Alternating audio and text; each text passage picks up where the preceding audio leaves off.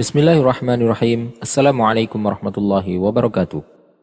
Hasad atau iri dan dengki merupakan sifat yang ada dalam diri manusia sejak mereka diciptakan. Salah satu dari kedua putra Nabi Adam alaihissalam pun berkata kepada saudaranya, "Aku akan membunuhmu." Hal itu diucapkannya ketika dia mengetahui bahwasanya Allah SWT menerima persembahan saudaranya dan tidak menerima persembahan darinya. Saudaranya tidak melakukan perbuatan salah kepadanya, tetapi karena Allah SWT menganugerahi kepada saudaranya dengan diterimanya kurban yang diberikan olehnya, dia pun mengancam saudaranya bahwa dia akan membunuhnya. Allah Ta'ala berfirman menceritakan tentang kejadian tersebut. وَاتْلُ عَلَيْهِمْ نَبَأَ ابْنَيْ آدَمَ بِالْحَقِّ إِذْ قَرَّبَا قُرْبَانًا فَتُقُبِّلَ مِنْ أَحَدِهِمَا وَلَمْ يُتَقَبَّلْ مِنَ الْآخَرِ قَالَ لَأَقْتُلَنَّكَ قَالَ إِنَّمَا يَتَقَبَّلُ اللَّهُ مِنَ الْمُتَّقِينَ. Dan ceritakanlah, wahai Muhammad, yang sebenarnya kepada mereka tentang kisah kedua putra Adam.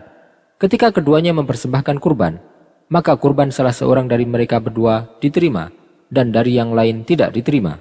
Dia berkata, "Sungguh, aku pasti membunuhmu." Dia berkata, "Sesungguhnya Allah hanya menerima dari orang yang bertakwa." Sifat iri dan dengki merupakan sifat yang selalu ada dalam diri manusia sampai datangnya hari kiamat. Salah satu kisah terkenal lain yang disebutkan dalam Al-Quran berkenaan dengan sifat iri tersebut adalah kisah Nabi Yusuf alaihissalam beserta saudara-saudaranya. Yaitu ketika saudara-saudara beliau merasa iri terhadap beliau, mereka pun akhirnya melemparkan beliau ke dalam sebuah sumur agar mereka tidak lagi melihatnya untuk selama-lamanya. Benarkah bahwa orang yang iri dapat mendatangkan bencana bagi orang lain dengan pandangan matanya? Serta apakah tanda-tanda orang yang terkena hasad dan bagaimanakah cara kita untuk menghindarinya? Silakan simak video ini sampai selesai untuk mendapatkan jawabannya.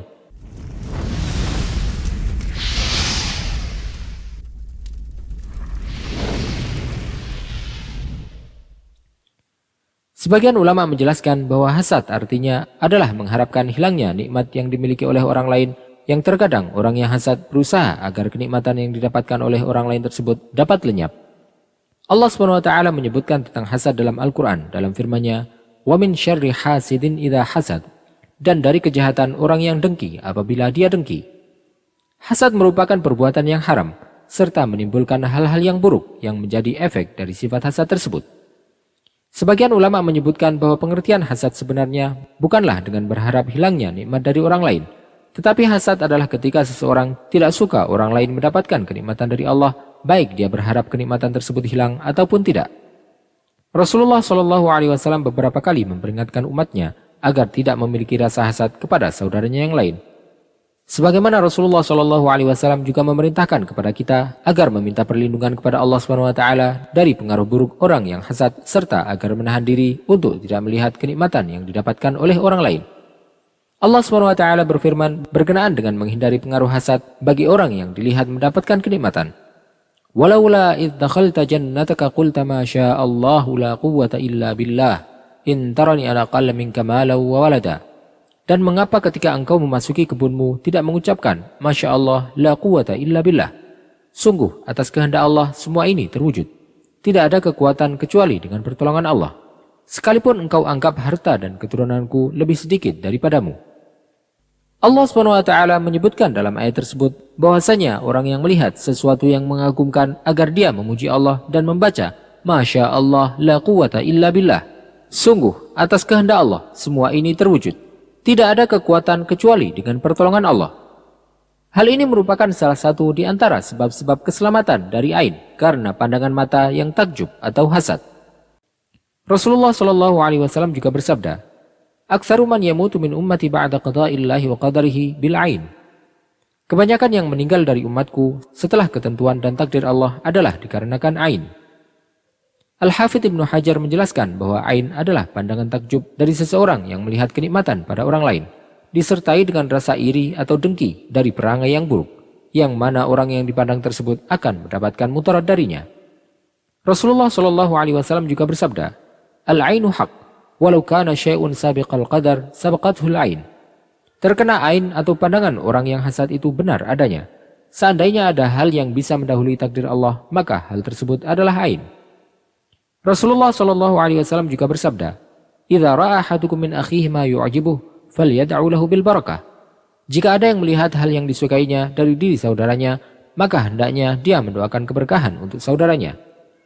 Rasulullah Shallallahu Alaihi Wasallam bersabda dalam kesempatan lainnya, "Al-ainu haq, tudkhilul jamal al-qidr war rajul al-qabr."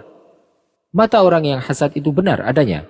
Dia dapat menjadikan seekor unta masuk ke dalam panci, serta menjadikan seorang manusia masuk ke dalam liang kuburnya.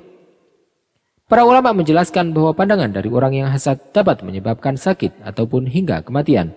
Tetapi tidak ada yang bisa memastikan bahwa kematian seseorang disebabkan karena hasad atau ain, atau penyebab yang lainnya. Namun bukan berarti bahwa hal tersebut di luar takdir Allah, karena kematian karena hasad juga merupakan bagian dari takdir.